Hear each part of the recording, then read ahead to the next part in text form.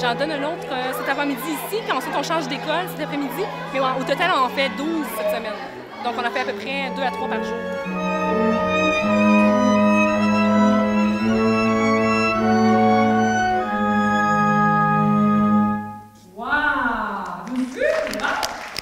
La semaine dernière, des centaines de jeunes de la région ont eu la chance de rencontrer la directrice artistique et chef d'orchestre de l'Orchestre symphonique de l'Estuaire, Dina Gilbert. Elle donnait les fameux ateliers Chef 101. L'objectif, en fait, c'est que l'Orchestre symphonique de l'Estuaire appartient à tous les publics. Et pour nous, c'est important, justement, d'aller à la rencontre du jeune public aussi, qui n'a pas l'opportunité de voir des instruments d'orchestre sur une base régulière. On a donc mis en place, en fait, un projet de concert de pouvoir faire une tournée dans les différentes écoles pour maximiser, en fait, cette initiation-là de la musique classique en milieu scolaire. Et grâce à un soutien du Conseil des arts et des lettres du Québec et de Cogeco, on a la chance de pouvoir, en fait, offrir ces ateliers-là gratuitement dans différentes écoles de la région. Donc, je vais lever dans les airs et quand je vais retomber en bas, ils vont commencer à faire le son.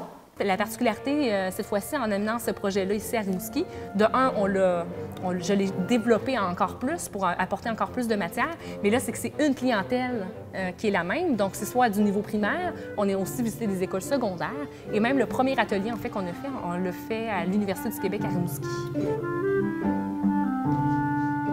De quoi j'ai besoin, moi? D'une baguette. D'une baguette d'Harry Potter, c'est ça? Non? Une baguette de chef d'orchestre. Mais je ne suis pas obligée. Si je peux prendre ma main aussi, tout à fait. C'est vraiment des bons points ce que vous dites. Oui, les mains sont très importantes, mais une des choses, en fait, que les gens ne soupçonnent pas, c'est que la musique, c'est universel. Puis une des raisons pour laquelle c'est universel, c'est que c'est intuitif. On doit savoir, avec un seul geste, qu'est-ce que le chef signifie. Et pour ça, en fait, on utilise des fois la loi de la gravité. Donc, pour tomber dans les temps, on a besoin d'avoir une espèce d'accélération, décélération, puis ensuite on tombe dans les temps.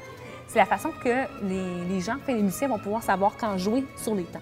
Si je n'utilise pas la gravité, bien, à ce moment-là, je ferai une levée comme ça, puis ensuite je descendrai dans le temps. Si je n'ai pas d'accélération, je ne sais jamais c'est quand le temps va être placé. Donc, crescendo, on va commencer par tourner les mains en 4 temps comme ça. 1, 2, 3, 4. OK? Ensuite, on va monter, comme si on a du son, vous avez quelque chose dans vos mains, on va monter en 4 temps encore une fois. 1, 2, 3, 4. Oh oui, vous êtes bon, OK? Là, ça commence à être pesant tout ça, fait qu'on va redescendre vers nous. 1, 2, 3, 4. Encore un autre 4 temps. 1, 2. Puis ensuite, on se transforme aussi un peu en comédien parce qu'on devient une nuance très fortée, on devient plus doux et on devient nostalgique et mélancolique, ou on devient très, très joyeux. Donc tout ça, en fait, ça vient avec l'expression du visage, avec aussi la posture du corps, des mains. Et c'est de cette façon-là, en fait, que de façon intuitive, les musiciens vont répondre aux indications du chef d'orchestre. Est-ce que de chef en chef, ça diffère? J'imagine que oui, mais comment les musiciens font pour s'adapter lorsqu'il y a des changements comme ça? Justement, dans ces ateliers-là, c'est vraiment la technique de base. Donc, j'initie vraiment à la battue, exemple, à 2 temps, à 3 temps, à 4 temps, OK? Ensuite, à montrer des nuances. Donc, c'est certain qu'il y a des choses que tous les chefs vont faire. Une battue à 2 temps, de façon générale, ça se bat comme ça. Mais après ça, on pourrait la battre aussi comme ça. On pourrait faire un legato. Donc, chaque chef, après ça, selon sa personnalité et sa gestuelle qui est unique, en fait, à chacun des chefs, va transformer un peu ces techniques de base-là pour que ça illustre le mieux possible, en fait, chacune des œuvres qui sont toutes différentes et uniques. Donc, ça varie un peu.